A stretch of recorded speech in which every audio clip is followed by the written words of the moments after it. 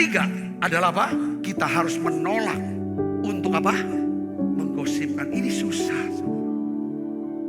Saat kita dilukai, saat kita disakiti, saat kita dijahatin, kita cenderung akan mencari orang yang bisa diajak curhat untuk menggosipkan dan membicarakan kejahatan dia, kejelekan dia, kekurang ajaran dia, kejahatannya dia, kesalahan dia. Semualah tentang dia.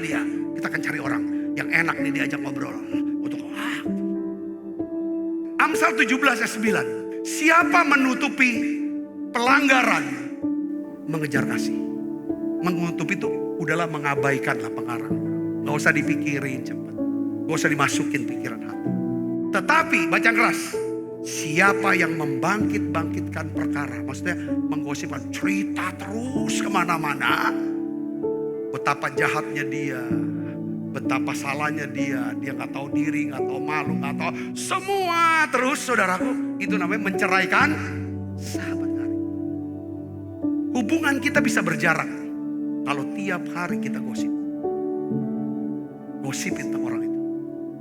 Ya, gosip itu berbagi informasi, berbagi cerita dengan seseorang yang bukan bagian dari masalah, bukan dari bagian urusan, bukan dari bagian dari apa? Solusi dari masalah itu. Nah, sebenarnya gosip itu adalah bentuk balas dendam. Bentuk balas dendam kepada orang yang bersalah pada kita. Tapi gosip adalah kejahatan yang kita buat kepada orang yang tidak bersalah sama kita.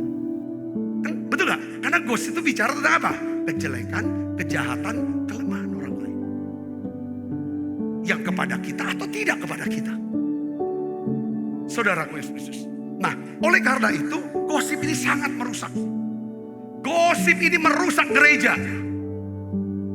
Unity, kita ngomong unity gereja. Kalau pemimpin-pemimpin suka gosip, unity tinggal unity, cuman slogan. Ini bisa ngerusak rumah tangga. Istri gosipin suaminya terus, ya habis. Gosipnya mending di sosial media lagi. Ini bahaya. Bapaknya lah digosipin, sama anaknya, anak, orang tua gosip. Ini bisa ngerusak keluarga, merusak bisnis, ngerusak karir, merusak hidup orang. Gosip itu menceraikan sahabat terdekat. Hal terburuk tentang gosip itu apa? Ketika kita bergosip tentang seseorang, kita sedang menjadikan orang itu sebagai apa? Pemenang dalam hidup kita. Ya, pemenang dalam hidup kita. Kenapa? Karena kita menjadikan dia itu sebagai fokus perhatian kita. Fokus pembicaraan kita. Orang ini yang mengendalikan perasaan kita sepanjang hari dengan kita menggosipkan tentang dia. Jadi akhirnya hidup kita dikendalikan dia. Dan dia jadi apa? Jadi Tuhan. Gantiin Tuhan Yesus. Harusnya kan Yesus yang bertahta di pikiran dan hati kita. Tapi kita ganti dengan nama dia. Nama si pening ini. Kita dipanggil untuk memperoleh berkat. Waktu kita menggosipkan orang, kita sedang mengutuki orang itu. Bukan memberkati orang itu. Saudara, ini yang harus saya bertobat.